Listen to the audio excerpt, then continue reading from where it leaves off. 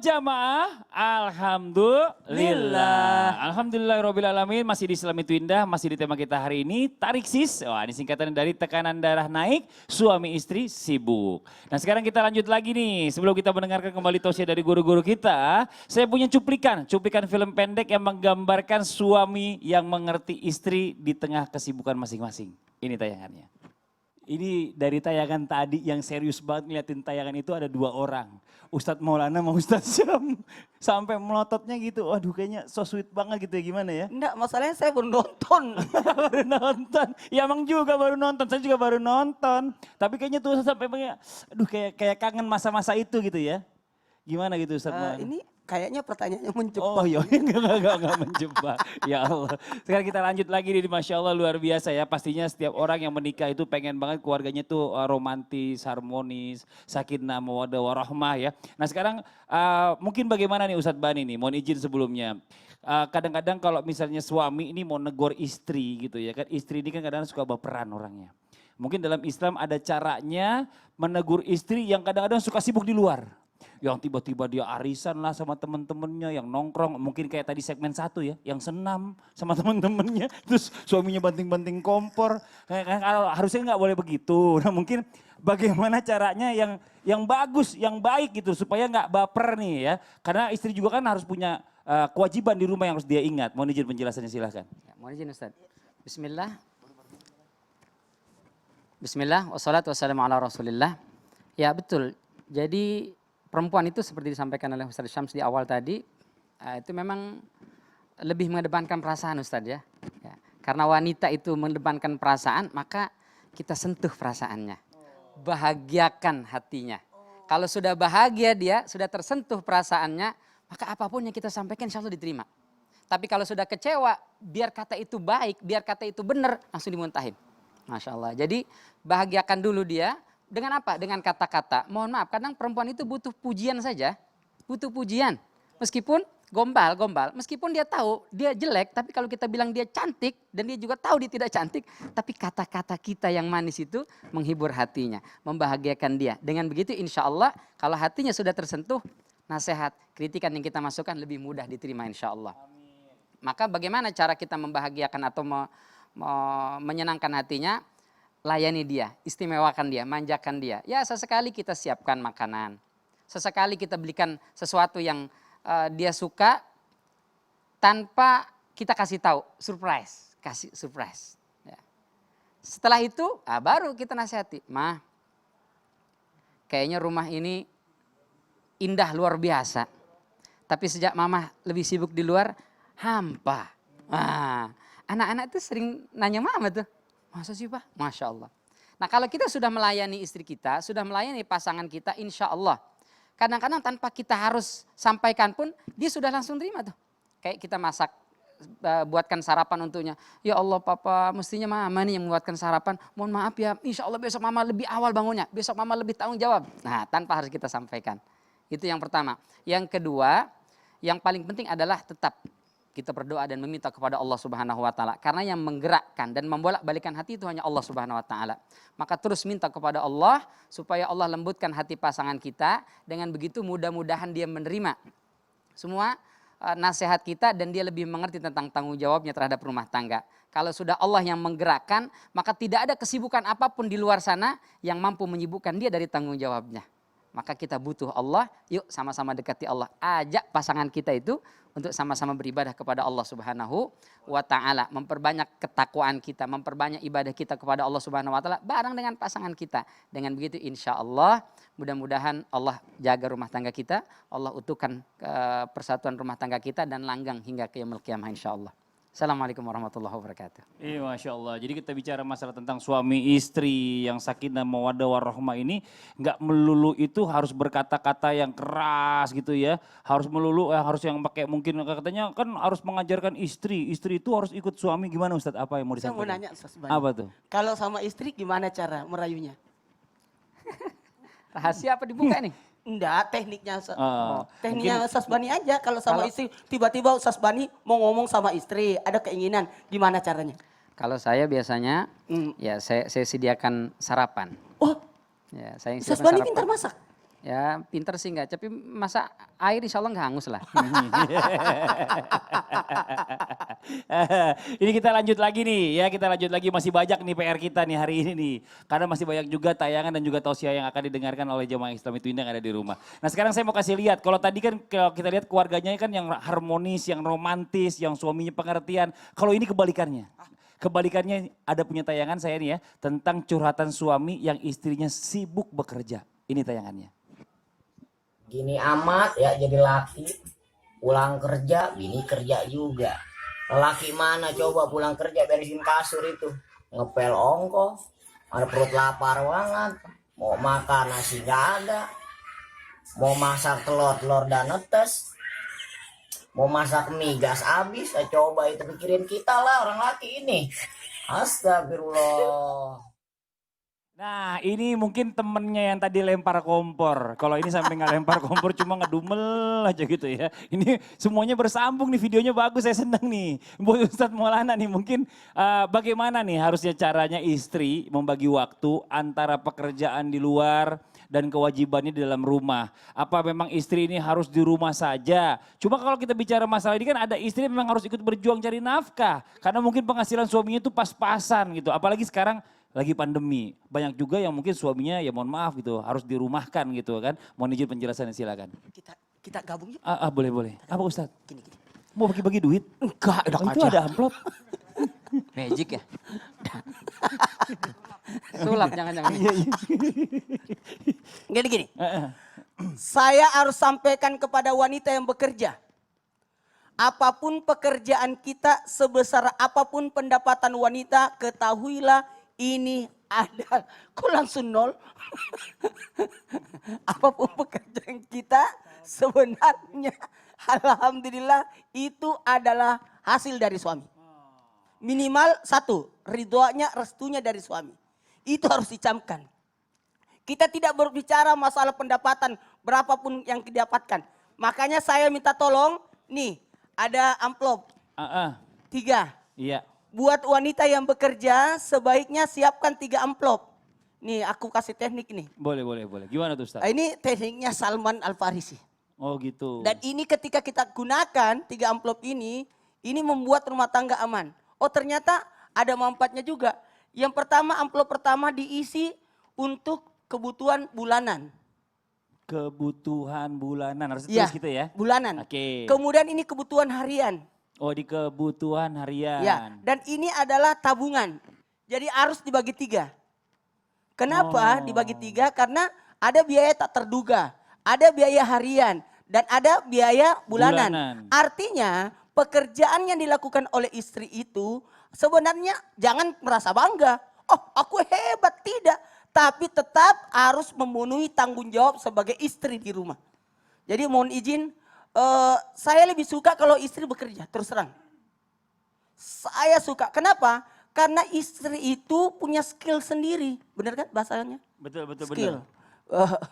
Punya kecerdasan, kasihan dia sekolah, dia punya hobi, dia punya kelebihan. Minimal itu diasah ilmunya. Istri saya pernah waktu baru-baru kami menikah, itu minta supaya nggak mau kerja 3 bulan dia nggak mau. Saya bilang jangan, justru engkau dibutuhkan oleh orang banyak. Kita tidak mencari penghasilan, tapi bagaimana ilmu ini tidak kosong tapi bisa berbagi. Itu yang paling dicamkan. Kemudian maaf, sekalipun bekerja tetap ada yang namanya komunikasi lancar. Betul. Bukan berarti udah kerja, udah benda, tetap ada namanya Sabtu Minggu jangan kerjalah. Untuk keluarga, karena mohon maaf, wanita itu waqarna fi buyutikum. Perempuan itu paling bagus tinggal di rumah. Tapi ada kalanya perempuan harus keluar karena adanya kebutuhan. Itu penting. Lalu memenuhi tata kelola rumah tangga dengan baik agar keluarnya tetap berjalan dengan baik. Jadi ada pembagian tugas. Nah, contoh kalau saya kan di Jakarta, istri saya kalau pulang itu pasti pekerjaan di rumah saya. Begitu pula sebaliknya kalau istri saya ke Jakarta, biasanya kalau ada tamu saya yang melayani. Umi Naura di dalam. Artinya apa? Kita harus menjaga kondisi mereka. Ini kan tamu saya, istri bukan pembantu, saya setuju. Memuliakan istri. Jadi keuangan istri yang dibagi ini ternyata tidak sia-sia. Oh ternyata istriku bekerja, bukan berarti menghinakan wanita laki-laki, tidak. Tapi untuk membantu, sekali lagi, yang tugas mencari nafkah tetap suami, sekalipun suami pendapatannya sedikit dan istri lebih banyak, tetap tanggung jawab itu adalah pada suami. Kalaupun istri terserah dia mau bantu atau tidak, tapi otomatis jangan berkata, ini kan penghasilan saya, tidak boleh begitu. Karena atas apapun yang kau lakukan, engkau hasilkan wahai wanita, itu ada andil suami di baliknya. Minimal restunya, doanya, penjagaannya, tanggung jawabnya. Itu kan suami. Apa yang terjadi istri? Pasti suami yang tanggung jawab. Walaupun istri itu di luar jadi atasan, tapi kalau sampai di rumah tetap ibu rumah tangga. Jadi wanita paling tepat untuk mengatur seperti ini. Ya, Kalau ini. laki-laki susah, tapi perempuan pasti bisa. Nah, kalaupun suami yang bekerja, istri dapat uang bagi 3. Iya. Begitu, perempuan yang paling hebat. Betul. Coba kalau saya maksudnya kalau saya boleh kasih masukan sedikit ya besok-besok kalau mau kasih contoh, amplopnya udah ditulis. Jadi orang yang baru nonton nggak tahu ini amplop apa ya Tiga ya. Ini buat bulanan, ini buat harian, itu buat tabungan. Sekali lagi saya jelasin ya. Supaya yang di rumah lebih memperhatikan. Ya. Makasih banyak Ustadz. Ya Allah, enak juga lesehannya. Ayo kita balik lagi yuk ke rumah masing-masing.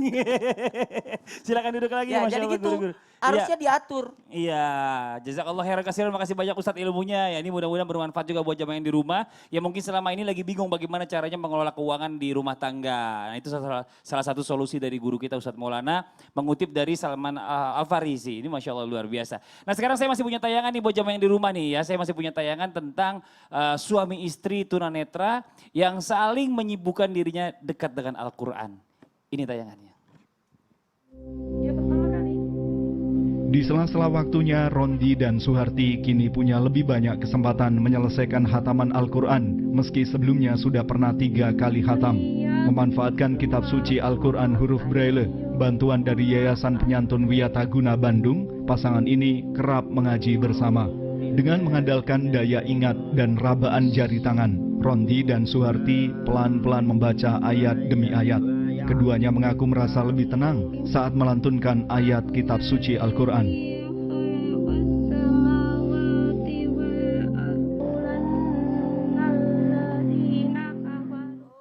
Ini ya Masya Allah luar biasa ya. Kadang-kadang kita kalau ngeliat begini nih kita tuh ngiri gitu loh. Kita yang kadang-kadang diberikan lebih daripada mereka itu tidak mengamalkan seperti apa yang mereka amalkan di rumah gitu loh. Baca Quran bareng-bareng, suami istri. Nah ini buat Ustadz Syam nih mungkin juga nih kita perlu ya mengingatkan jamaah milenial di rumah nih. Bekal yang harus dimiliki calon suami dan calon istri yang akan berumah tangga. Nah, kalau bicara masalah nanti disibukkan dengan berbagai macam pekerjaan, harus tetap romantis dan bahkan nggak boleh lupa agama. Nah sekarang yang masalah yang paling sering ini adalah udah semuanya terpenuhi, ya ini yang terakhir nih, yang tadi nggak sibuk belajar agama, akhirnya karena nggak ada basic agama, akhirnya sering cekcok juga akhirnya. Mohon izin penjelasannya mungkin, silakan dari guru kita. Baik, bismillahirrahmanirrahim. Mohon izin guru-guruku yang dimuliakan Allah Subhanahu wa taala serta guru kami yang menonton dari rumah, mengawasi kami yang sedang ceramah di sini karena yang ceramah tidak bermaksud menggurui ataupun mengajari karena kita sama-sama belum ada pengalaman. Masya Allah, subhanallah, kalau ditanyakan tentang ilmu agama, ini ada sedikit kesalahpahaman di antara teman-teman milenials. Mungkin bukan hanya milenials, mungkin dari orang tua kita juga begitu. Kadang membedakan mana ilmu agama, mana bukan ilmu agama. Mana ilmu dunia, mana ilmu akhirat. Padahal semua ilmu bisa kita gunakan menjadi jembatan menuju akhirat. Semua ilmu bisa kita gunakan dalam bidang agama. Siapa bilang ekonomi akuntansi nggak bisa dijadikan jalan untuk menuju agama? Bisa kok, ada hitung-hitungan zakat. Siapa bilang ilmu yang namanya arsitektur tidak bisa kita jalankan untuk agama? Bisa kok, membangun masjid. Maka ilmu apapun yang sedang kita geluti sekarang teman-teman sekalian, ada mungkin yang jurusan psikologi, ada mungkin yang jurusan yang namanya perhotelan, ada mungkin jurusan ekonomi, apapun itu, jurusan apapun yang kita sekarang pelajari teman-teman sekalian, jamaah milenials yang dimuliakan Allah Subhanahu wa taala, gunakan itu yang namanya sarana untuk mendekatkan diri kepada Allah Subhanahu wa taala.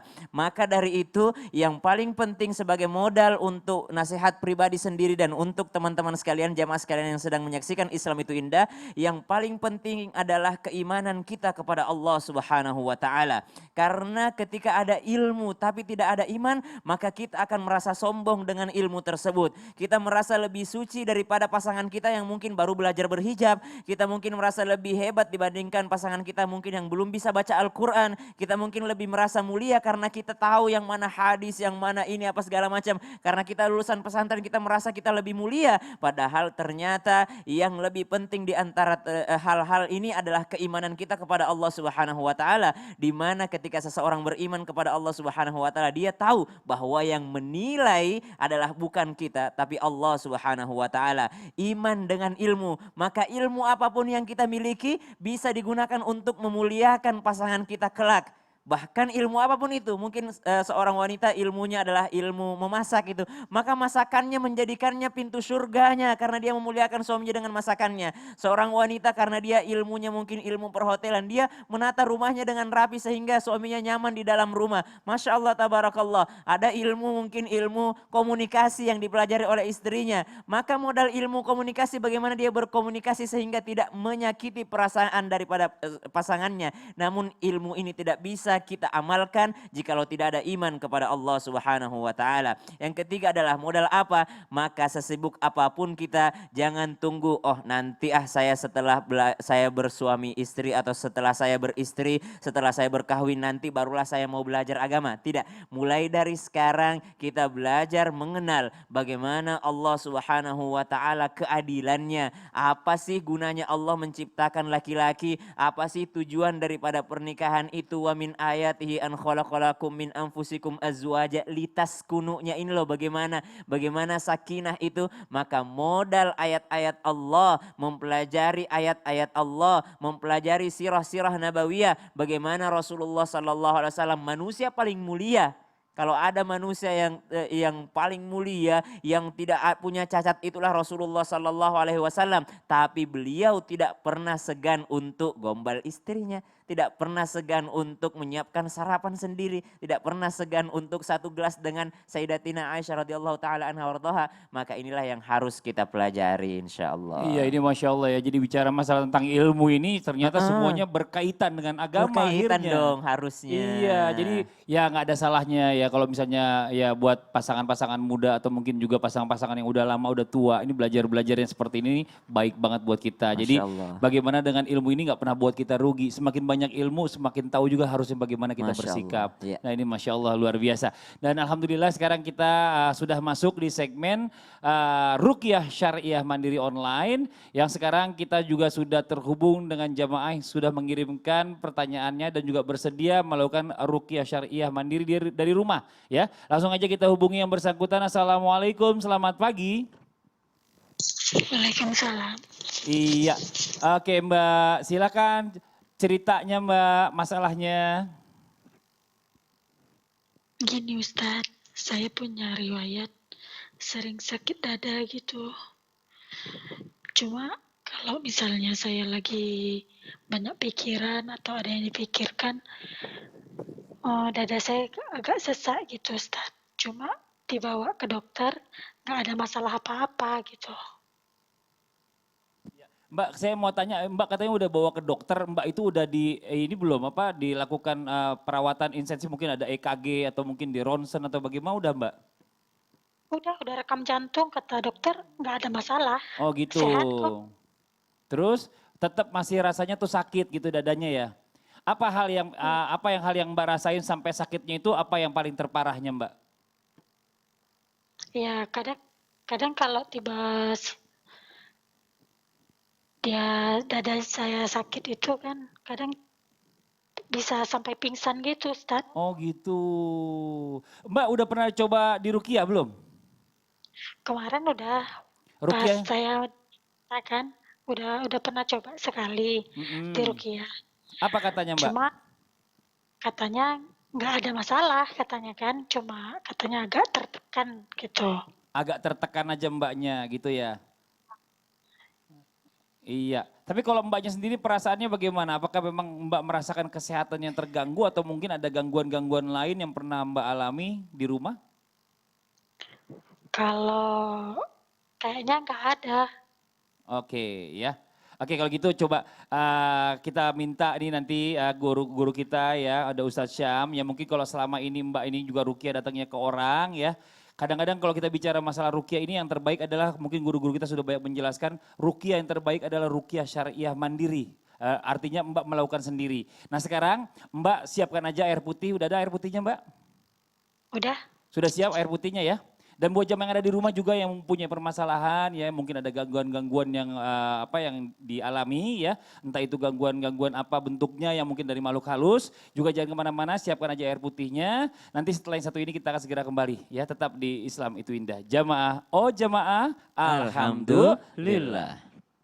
Alhamdulillah.